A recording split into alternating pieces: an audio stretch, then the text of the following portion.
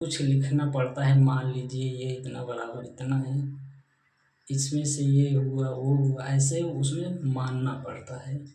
तब आपकी जो उत्तर देने का तरीका होता है, उत्तर लिखने का, आंसर लिखने का तरीका होता है, वो बिल्कुल परफेक्ट माना जाता है। ठीक है। और जैसे आपके ये सब्जेक्ट होते हैं, ये आपके सब्जेक्ट जैसे हिंदी के हो गए, इंग्लिश के हो गए, साइंस के हो गए, सोशल साइंस के हो गए, संस्कृत के हो गए।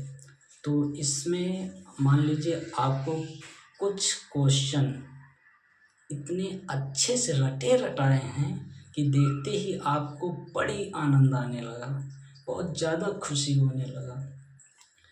तो आप देखते ही बहुत आनंदित हो जाते हैं, और जिससे आपको ये लगता है कि इस आंसर को तो मुझे छाप देना है, तो आप वहीं पर गलती कर देते हैं। आप वहीं पर गलती कर देते हैं। ऐसा क्यों?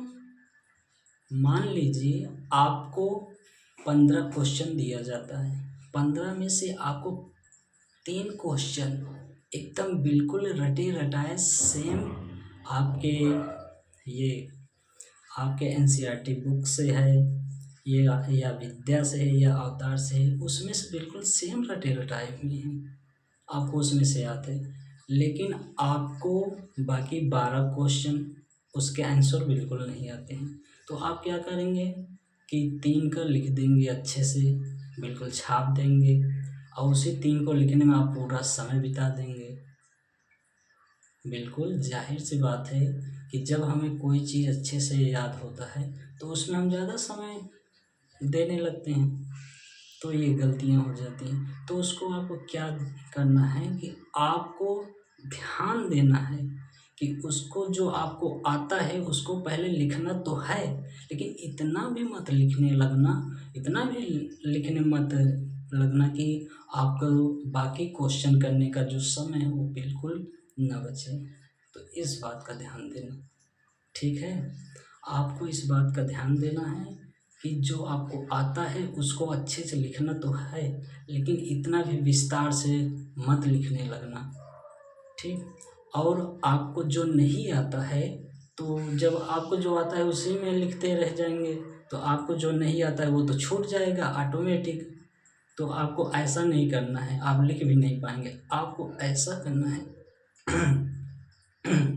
मान लीजिए आपको जो आता है उसको अच्छे से लिख लीजिए, और जो नहीं आता है उसको आप लिखने का प्रयास कीजिए।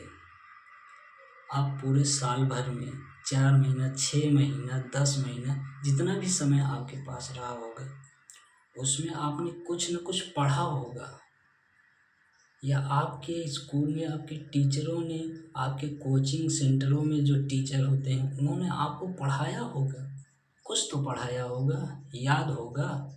जैसे किसी का जीवन परिचय है, जीवन परिचय में कुछ चीज़ें कॉमन होती हैं कि इनका पढ़ने में मन नहीं लगता था, इनके माता पिता इस इस समुदाय के थे, इनकी माँ एक अच्छी गृहिणी थी, ऐसे ऐसे कुछ तो याद होगा। तो आप उसको लिख सकते हैं बनाकर। ठीक। और आपके लिए सबसे ज़्यादा इम्पोर्टेंट बात बताने जा रहा हूँ। मान लीजिए आपको 15 क्वेश्चन दिए जाते हैं, 15 क्वेश्चन में से आपको मात्र इस बार आपको मात्र 6 याद हैं। आप 6 लिख देंगे, आप 6 लिख देंगे, बाकी जो 9 बचे उनका क्या होगा? तो इस प्रकार से आप रेशियो निकालिए। मान लीजिए एक क्वेश्चन का आपको 5 नंबर मिलते हैं, एक क्वेश्चन का 5 नंबर मिलते हैं, तब आप जो 6 क्वेश्चन पूरा किए हैं, मान लीजिए उसमें आपको 4-4 नंबर पूरा मिल जाते हैं, 4-4 नंबर, एक एक नंबर कट गया। ठीक। या मान लीजिए पूरा आपको 5-5 नंबर मिल गया, तब आपने कितना किया? 5 6 30, 5 × 6 = 30। आपका 30 नंबर तो मिला, लेकिन बाकी आपके उस तरफ जो 40 मार्क्स थे, 40 नंबर, वो आपके नहीं मिल पाए, क्योंकि आपने जो आपको आता था उसी को लिखने में आपने समय बिता दिया। आपने उसी को लिखने में अपना समय बर्बाद कर दिया। आप लिखते उसको, लेकिन इतना भी सजा कर न लिखते कि जितना आपका और छूट जाए।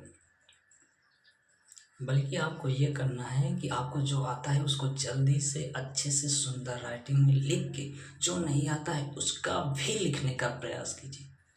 आज आपको मैं सच बता रहा हूँ, यही ट्रिक आपको बहुत कम ही लोग बताएंगे। आपको बहुत कम ही लोग बताएंगे कि आपको सेंटर